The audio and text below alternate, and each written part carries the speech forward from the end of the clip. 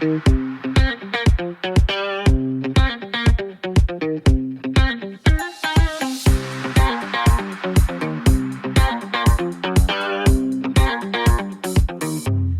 back, everybody, to this week's episode of Heavy Branches. I'm Jacob. And I'm Tanner. And we're excited to get into Luke chapter 21 with you. But before we do that, Tanner, tell us how your week's been.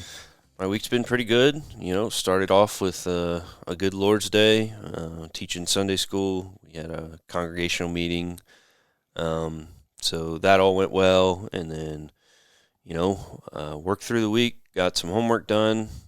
Had a good Wednesday night youth group. All that went pretty good. And then now I'm here. How was your week? My week's been pretty good. It's been a slow week, but got some fun plans for this weekend. So currently we are recording this Friday early afternoon, and it has snowed a lot here in Grant County where I live and where he's from, where we're currently recording right now. So it snowed a lot, but despite that, I had already made plans to travel down to Western Kentucky, about like a 3.5-hour trip, to go spend the weekend with our good friend Jacob Cabe, who, if you have listened to some of our previous episodes, you've probably heard of him and maybe even seen him on a couple of them. Yeah. So I'm preaching down there at a church this Sunday that is an hour drive from his house, but 3.5 from mine. And so I'm just going to stay with him this weekend. He's going to take me squirrel hunting. I've hunted for turkey and deer and rabbit. I've never went squirrel hunting, so he's going to show me how to squirrel hunt, and hopefully when we get some, we're going to eat them too, I think. So never eaten squirrel before, but I'm down to try it. Yeah, I would like to try it too at some point. So going to be hanging out with him, doing some hunting and preaching this weekend, so excited for the weekend. Hopefully I don't slide off the road on my way down, but hey, it'll be all right. Yeah, that 3.5-hour trip might need to be like a 4 or a 4.5-hour trip in this weather. I think most of it will be on the highway, so I don't think it'll be too icy there. It's really just getting from my house to the highway and then getting off the highway to his house, however long that is. So. Yeah, I'm down in the middle of nowhere. Don't have too much on Mark Your Calendar this week, but if you would be interested in taking one of the weekend module classes at Louisville Bible College, hop on their website or talk to one of us. I'm sure that we can get you the information.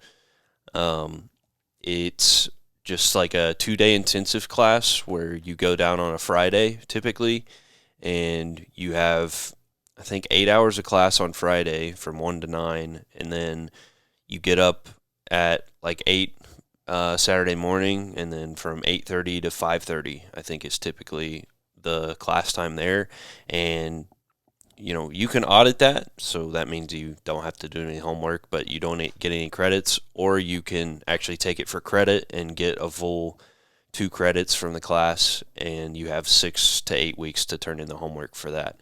So if you're interested in something like that, just let one of us know, or look up the school. There's different ways to figure out what they're offering. And if you're far away from Louisville, there are a couple different options you can do. One is all of the modules are also offered online through Zoom. Yeah. So you can take it right from your house if you have a dependable Wi-Fi connection. But also, the school has a few different dorms you can stay in. So if you have to travel a bit of the way to get there, but you still wanted to be in person, you can stay at the school for, I think it's like $15 a night, which you'd only be staying for one night. So it's way cheaper than a hotel, that's for sure. Yeah, for sure. So let's hop in. We're this week picking up in Luke chapter 21. This chapter has 38 verses, and the chapter title for this week is "The End." That's fitting. And so we'll see. I think Jacob's going to talk mostly about the end and what I mean by that. But let's hop in here to the first few verses. I don't have a verse 1 this week, but I do have a verse 1 through 4 this week, so that's pretty close. What I want you all, I know growing up, you all, especially those of you that were in Sunday school, you probably heard some kind of story told about this account where a bunch of the rich were, bringing a bunch of of their wealth and placing it as an offering into the treasury, and then this woman comes in, and the only thing she has is like, in the story they would have said like 2 copper pennies, but she has 2 copper coins, and that's all she has. And she gives them both. And Jesus, what he says to this, picking up in verse 3, it says, "Truly I say to you, this poor widow put in more than all of them, for they all out of their surplus put into the offering, but she out of her poverty put in all that she had to live on." So, this is something that none of us, I think, fully grasp, or it's hard for us to grasp sometimes. And that is that we need to have the willingness to give up needs because we trust God and His provision. We need to have the willingness to give up needs because we trust God and His provision. So the question that I would ask you, that I need to ask myself more often, is, are you willing to give everything? And, it's the habit of Christians today to just go to church 1 hour a week on Sunday morning, maybe throw a bone in the offering plate, but then they've done their due diligence for the week, and, that is Christianity to them. But Christianity, though people view it this way, Christianity is not about going to church on Sunday. That is a major benefit and part of the Christian life, and it is a time of encouragement and growth, but that is not what Christianity is about. Christianity is about loving God and loving others. Christianity is about serving Jesus. It's about giving everything to Him in following His will. I saw a clip the other day, or maybe yesterday. This man was teaching or preaching, and he said, "I get the question all the time, how do I follow God's will?" And his answer to that was to give up self-will. We have to give up our own will, the things we want, and sometimes even the things we need, in pursuit of serving Jesus as our Lord. And a comment that I wanted to add to that, I really want us to consider the fact that the modern day fasting that a lot of people speak of, write about, I truly believe that there's an inadequacy of modern day fasting. And what I mean by modern day fasting is I'm going to fast from social media for 3 weeks, or I'm going to fast from my phone for a day, or I'm going to fast from Netflix for a couple days or a month or this year or whatever.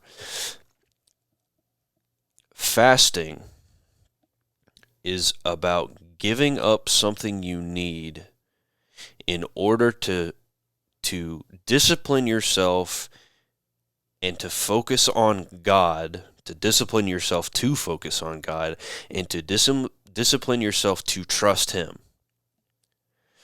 When you're not giving up something that you need, that does not help with that discipline, and it's not pushing you to rely on God.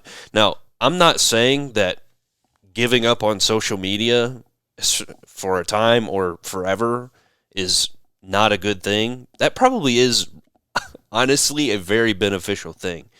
But that isn't fasting as we see it in a biblical sense. And it could even still be beneficial for your relationship with Christ. I mean, it could free up a lot of time for you to have more time in the Word and to be in prayer if you're giving up social media or Netflix or whatever it is. I think the point we're making here is that a key part of biblical fasting, the way we see it in the Bible, is people aren't giving up things they like to do in their free time to have more time for God. They're giving up one of their biggest daily needs in food.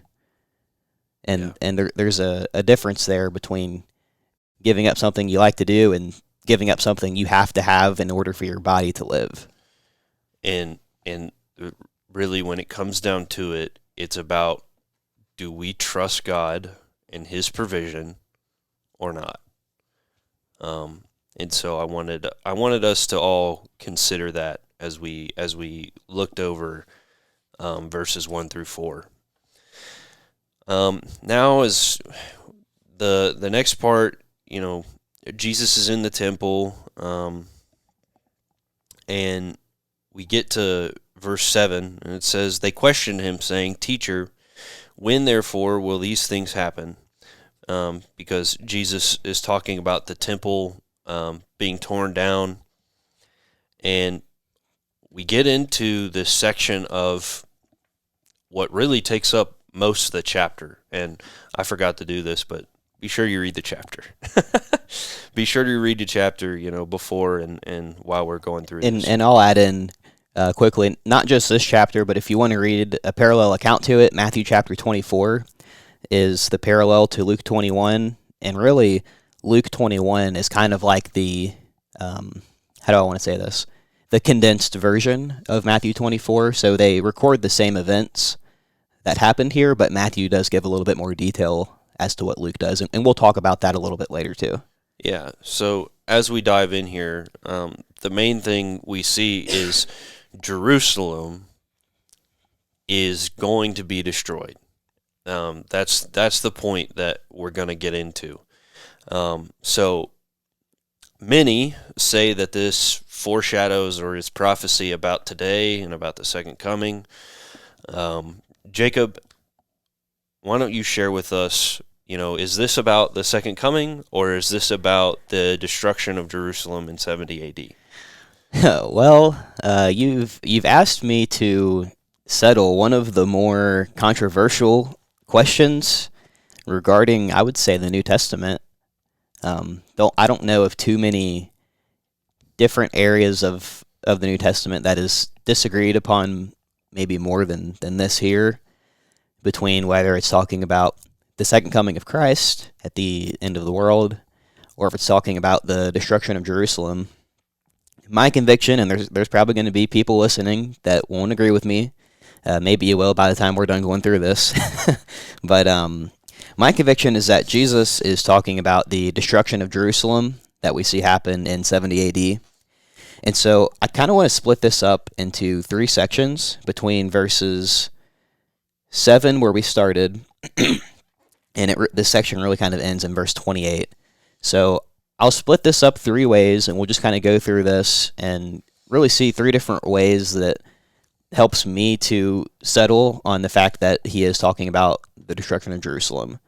So I know typically we don't read big chunks of Luke, what we're going through. We kind of just talk about it, but I do want to read these 3 sections here that I have. That way everyone can follow along, just because this is kind of a controversial matter. Yeah. So I'll start by reading the first section, which is the largest number of verses wise.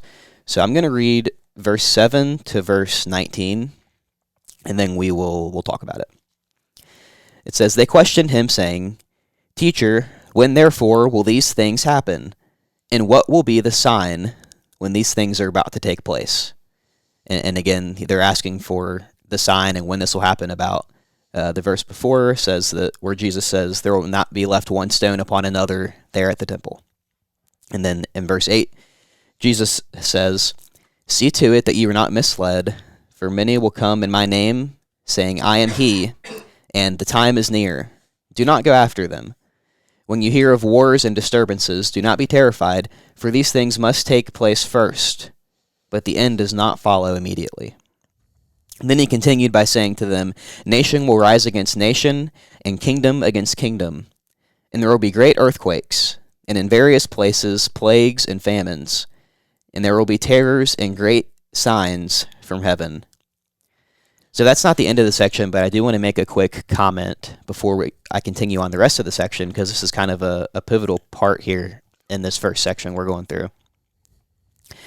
Jesus warns of before what I'm contending is the destruction of Jerusalem, there's going to be some different signs, some different ways that his disciples, which is who he's speaking to, that doesn't say that here in Luke, but if you go back to Matthew 24, we learn that Jesus is talking to his disciples here.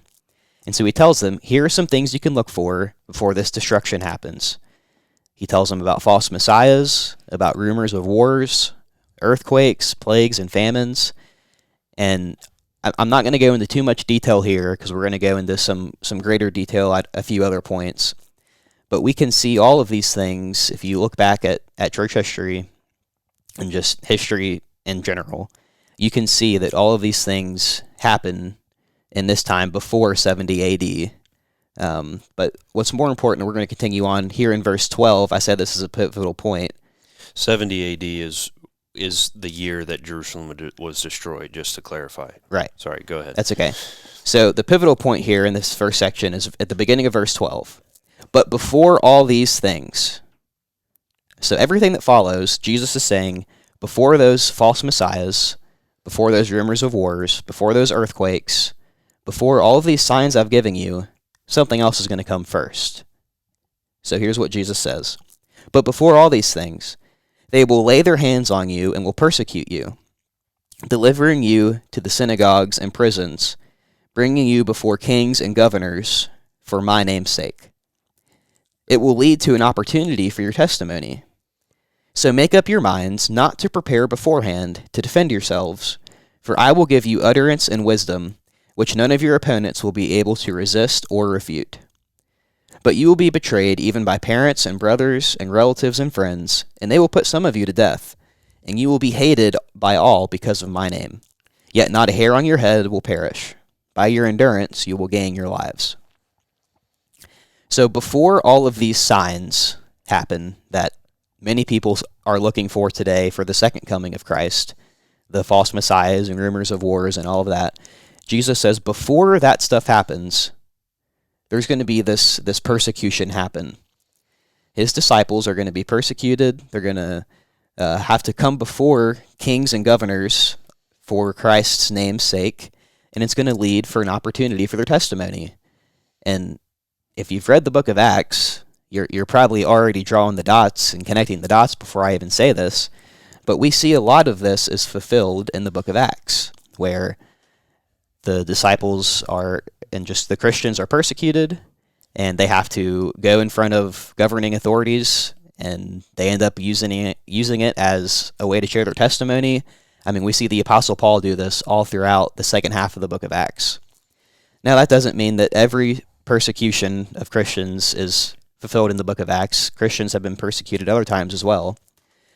But before we get to all of these signs that Jesus opened this section with, he says this section about persecution, which we see fulfilled in the book of Acts. So that's one reason why I would say that this is fulfilled at Jerusalem in 70 AD at that destruction, because we see some of this section here fulfilled in Acts. Second of the three sections here, we'll spend a little more time here. I'm going to read verse 20 through 24. And Jesus actually specifically mentions Jerusalem here, so we'll preface with that. But he says, "But when you see Jerusalem surrounded by armies, then recognize that her desolation is near." Now this next verse is key, so remember this. We'll spend time on this. "Then those who are in Judea must flee to the mountains, and those who are in the midst of the city must leave, and those who are in the country must not enter the city.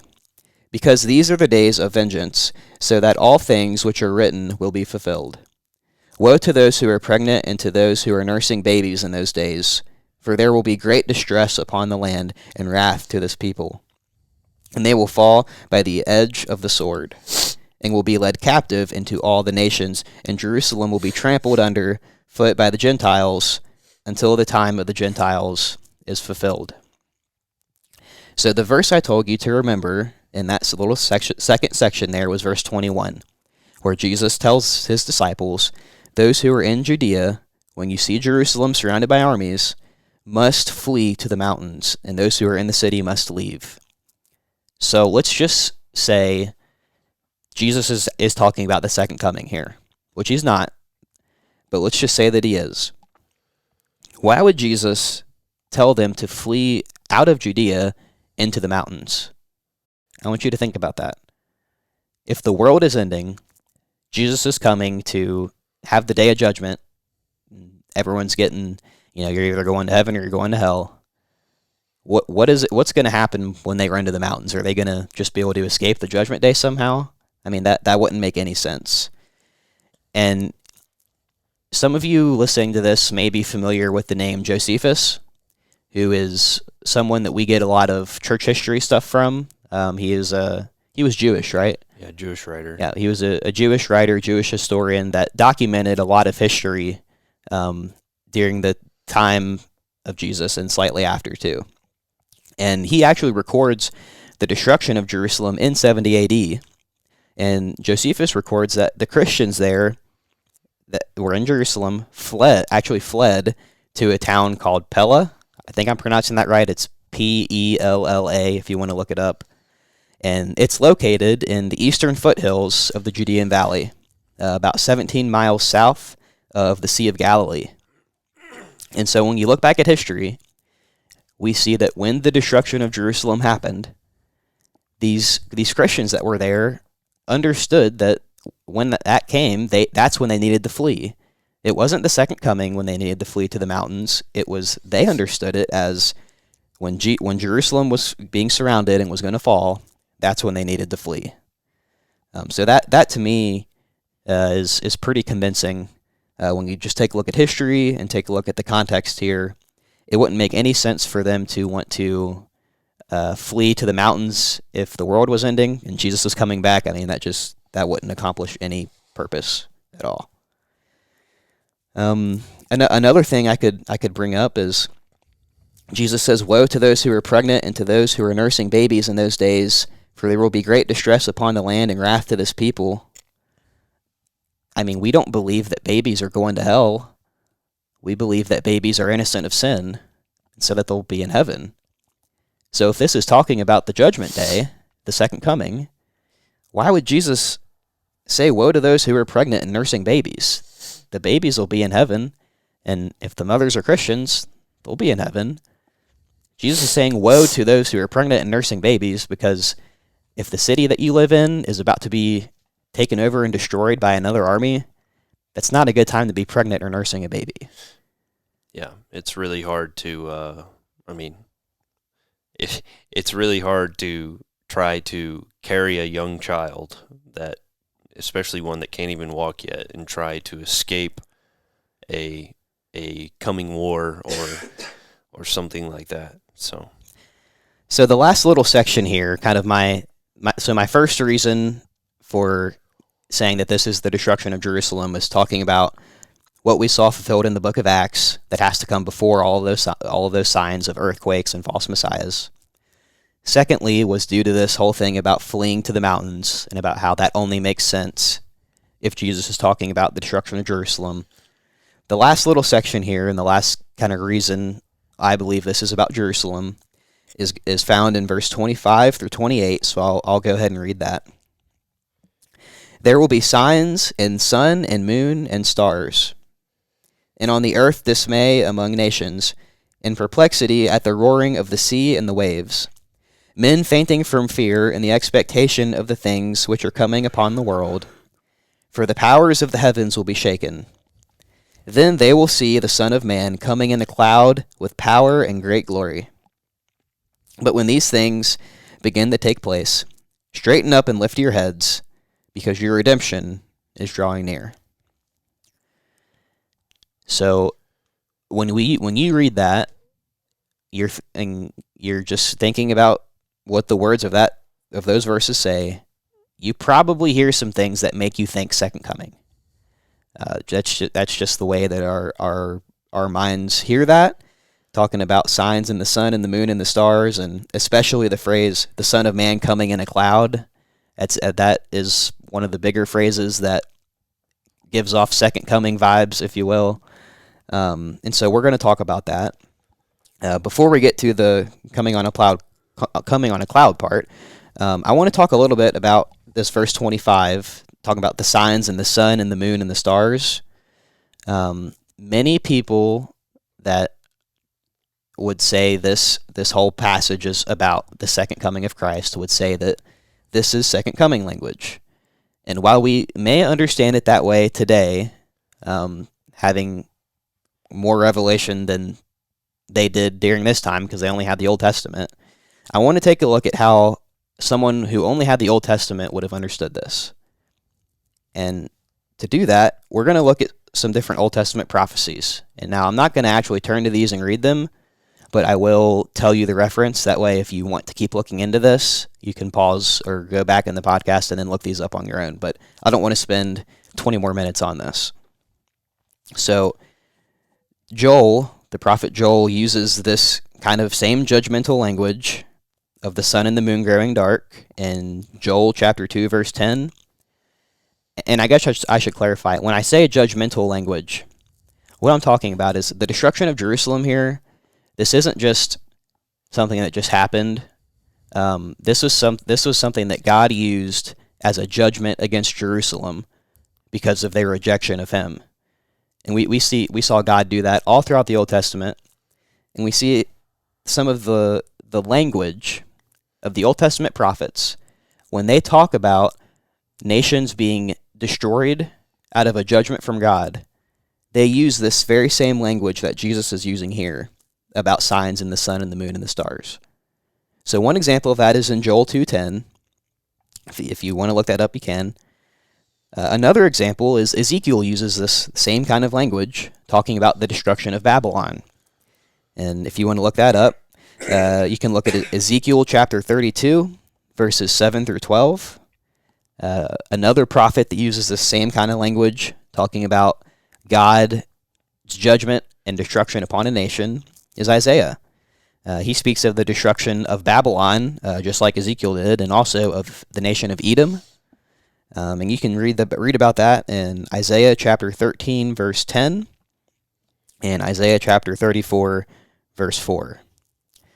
So when we read Jesus here talk about signs in the sun and the moon and the stars and all of this stuff, that's the same exact kind of language, prophetic language, that is used in the Old Testament to describe God judgmentally destroying a nation because they rejected Him. And that's exactly what we see happen in Jerusalem in 70 AD. The last point I want to spend some time on here is, I told you we would spend some time on the Son of Man coming in a cloud with power and great glory. That's another phrase in here that people read and they think, oh, that's got to be talking about the second coming. Well, I always like to say the best commentary on the Bible is the Bible. Absolutely. That's why I've went back to the Old Testament to look at different prophecies in the Bible and to interpret this prophecy. That's why I went to the book of Acts to see where the first section of this was fulfilled. And that's why we're going to look at another time Jesus uses this phrase, the Son of Man coming in a cloud, to see what exactly is going on here. I am going to read this one. It's over in Mark chapter 14. I'm going to read verses 58 to 64. And we'll see Jesus use this phrase, and we'll see what He means by it here. Mark chapter 14, verse 58 to 64. Here's what it says. We heard Him say, I will destroy this temple made with hands, and in 3 days I will build another made without hands. Not even in this respect was their testimony consistent. The high priest stood up and came forward and questioned Jesus, saying, Do you not answer? What is it that these men are testifying against you? But he kept silent and did not answer. And again the high priest was questioning him and saying to him, Are you the Christ, the Son of the Blessed One? And Jesus said, I am. And you shall see the Son of Man sitting at the right hand of power, and coming with the clouds of heaven. There's that phrase, coming with the clouds of heaven. And then take note of how the high priest responds to this in these last two verses. Verse 63 starts, tearing his clothes, the high priest said, "What further need do we have of witnesses? You have heard the blasphemy. How does it seem to you?" And they all condemned him to be deserving of death. So, even though this phrase here, the Son of Man coming in a cloud, or with the clouds, sounds like second coming language, that's not how it would have sounded to a Jew with only the Old Testament. Jesus uses that very same phrase here in Mark it's not talking about the Son of Man coming back to earth, but it's talking about him going to the Father to assume the seat of judgment. And you see that there in verse 62. I'll read Jesus' response again. "And you shall see the Son of Man sitting at the right hand of power," sitting at the right hand of God, "and coming with the clouds of heaven." The high priest in Mark, he understood this. That's why I told you to take note of his response. He tears his clothes and accused Jesus of blasphemy. Because who can go sit at the right hand of God other than the Son of God himself? So when we see the Son of Man coming in great power and on the clouds, that is in judgment over the city of Jerusalem, because he is at the right hand of God and able to execute that kind of power. So one more thing I'll point out, and I told you we'd go back to Matthew 24 again, and I'm not going to go to the direct verse. It's there at the end of Matthew 24. I can't remember where it is off the top of my head, but it's a pretty popular verse. You've probably heard of it, where Jesus says, "Not even I know when the second coming is going to happen. Only God the Father knows." So if Jesus himself didn't know when the second coming was going to happen, my question to someone who is saying, well, Luke 21 and Matthew 24 are all about the second coming, my question to you would be, if Jesus himself at the end of Matthew 24 said he didn't know when it was going to happen, how could he give this whole prophecy and give all these signs to tell the disciples when it was going to happen? If he himself didn't know, he couldn't tell the disciples how to look out for it and know when it was coming. So that is the final reason I'll give here today of why I believe this is the destruction of Jerusalem. And there might be some of you listening to this and thinking, why in the world did we just spend all that time talking about if this prophecy is about the destruction of Jerusalem or about the second coming, what does it really matter? It does matter. There's this false idea among a lot of churches and a lot of Christianity that if something doesn't have anything to do with salvation, then it just doesn't matter and we just don't need to care about it. And I know Tanner and I have talked about that in the past, and we don't like that idea. We believe that the Word of God is meant to be understood, is meant to be understandable, even though it does take some hard work sometimes.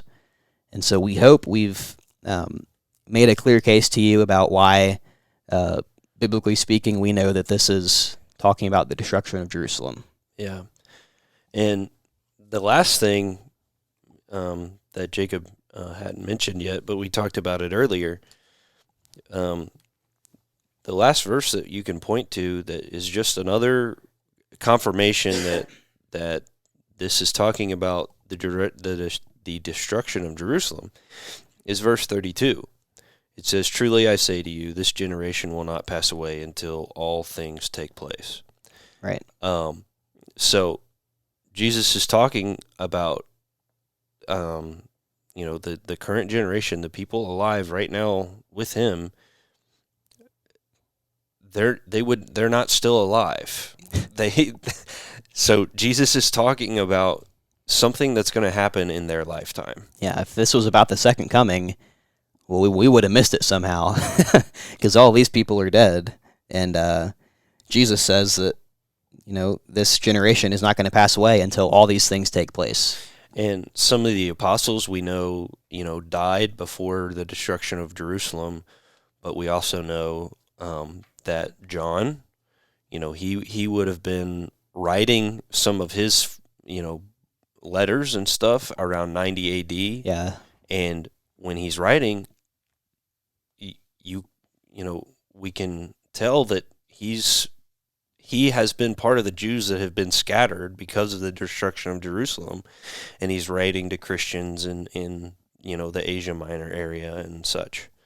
So that's another very telling verse that confirms that. So thank you for that breakdown of all that. So now the question is, I'm sure a lot of you have this question: what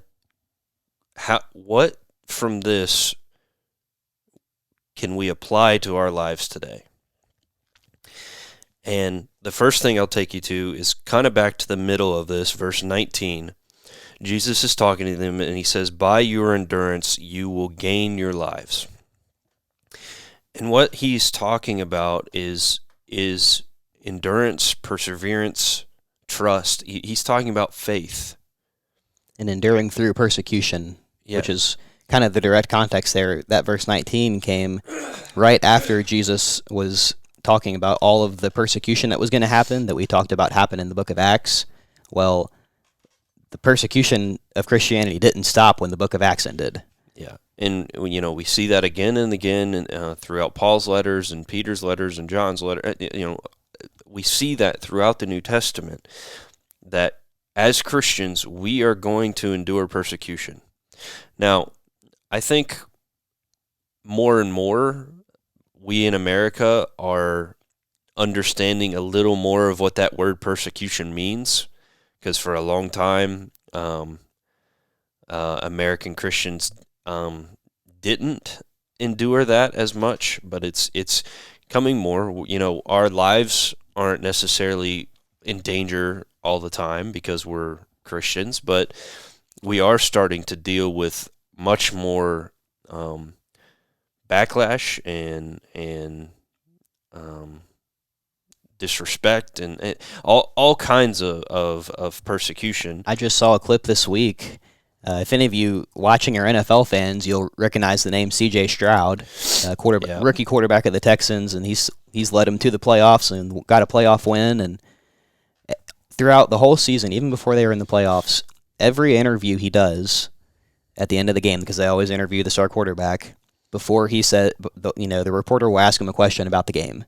And before he even addresses the question, he will always start by saying, I want to give all glory to God and to my Savior, Jesus Christ, because without him, I wouldn't be here. And he goes on this whole thing.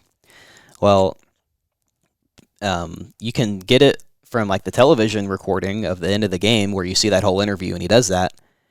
NBC, the TV channel, the news, was replaying this interview days after the game, and they completely just cut out the whole first half of the interview where C.J. Stroud did this thing of giving glory to God and talking about his Savior, Jesus Christ. NBC just totally snipped that whole front half of the interview off and would only play the second half of his interview. So that's one example of the censorship, at least part of the persecution that we see today, which is nothing compared to what they had to deal with in the book of Acts, but still is a form of persecution, just to kind of show that it is happening some today in America. Yeah, absolutely. So the thing that we can learn is we need to have endurance and trust and perseverance through this persecution, and as it gets worse, even to the point of death, we need to have endurance in what Jesus promises. He promised the apostles here, but there are promises. The last thing, one of the last things he said is I am with you always. And throughout the New Testament, we see the apostles talk about perseverance and how through that we will gain life. We will claim the gift that's been promised us. So I want to encourage you all. You may not be dealing with it every day, or you may be dealing with some kind of persecution every day, but push through. Hold true to the Word of God. Hold true to the faith, which, as Paul says, he always, as he's writing his letters, always talks about the common faith that they've come to know through his sharing of the gospel. Hold fast to that. Have endurance. Trust in God and his provision, as we talked about at the very beginning of the chapter. Revelation 2:10, Jesus is given a message to the church in, is it Smyrna? Am I saying that right? I think you're close, if not. And he tells them in Revelation 2:10, do not fear what you are about to suffer. Behold, the devil is about to cast some of you into prison so that you will be tested, and you will have tribulation for 10 days. But be faithful until death, and I will give you the crown of life.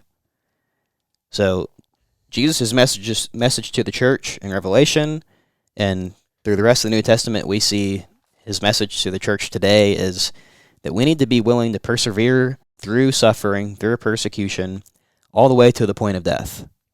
Because, as Jesus says throughout his ministry, do not fear the one who can just kill your body. Fear the one who can kill and cast your soul into hell.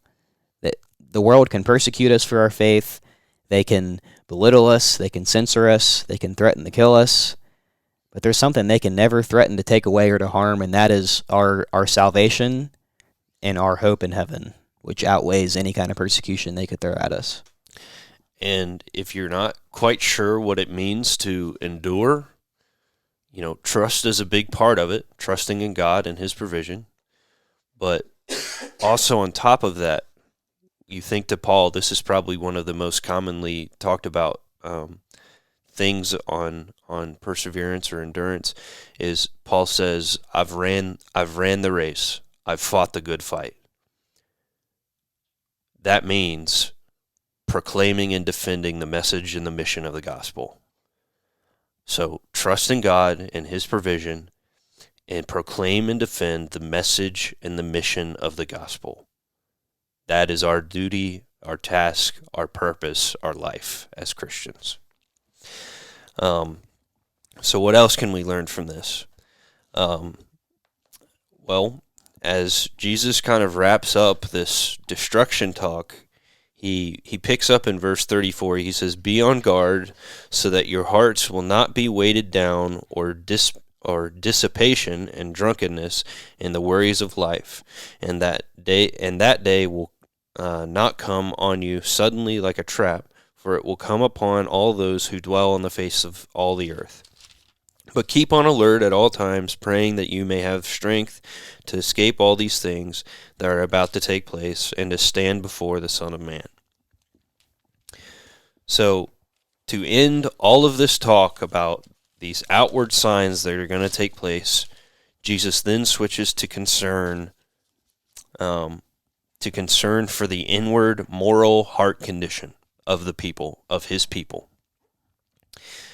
And this really is what we should focus on the most from this. Excuse me, I had something in my throat. This is what we should focus on the most. This is the purpose Jesus tied to the very end of all this. So, when we think about, we try and focus this podcast on bearing fruit. So in the manner of bearing fruit, righteousness, in the manner of our heart condition, personal holiness is essential.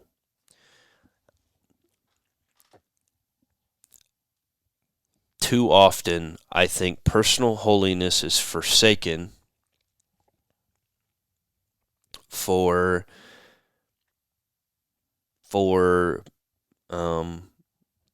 things that are made to be higher priority. Sometimes we let it slide, but one of the ways that we do this is in our own personal Christian walk. A lot of times the question that we ask ourselves is, okay, when's the last time I sinned? Has I made it a couple days?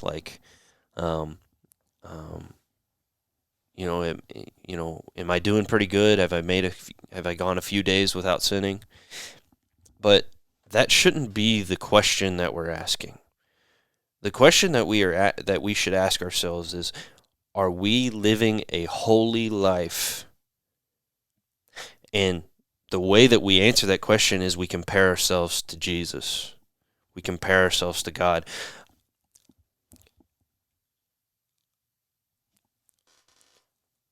We are much better at striving to meet a standard than we are trying to keep from doing something. Right. Our bar is the holiness of Christ. And that is what our mindset should be. It should not be, I've gone a couple days without sinning, I'm doing all right. No. Our bar should be Christ. Am I living a holy life in comparison to my Lord? The answer will always be no. But what that does for us is it sets our mind to pursue personal holiness. And, personal holiness is a huge part of bearing fruit. In fact, every part of bearing fruit, the worship of our God, the proclamation of the gospel and trying to make disciples, the good deeds and kindness, I'm drawing a blank on the fourth one. 1 second, I'll look it up. I'll find it real quick here. Oh, the Christian character that we are trying to mimic Jesus with. Those four things, all of those are part of personal holiness. If we're not doing those things, if we're missing the mark in any of those places, then we are missing the mark of what personal holiness is. We're missing the mark of what God is expecting of us in our lives. And I think the point we're making here, it's not that holiness isn't repenting from sin. Repenting from sin and living a life freed from sin certainly is a part of holiness, but what we're saying is being holy and living a holy life goes farther than simply not sinning. Yes. But it is actively trying to be more like Christ. Absolutely.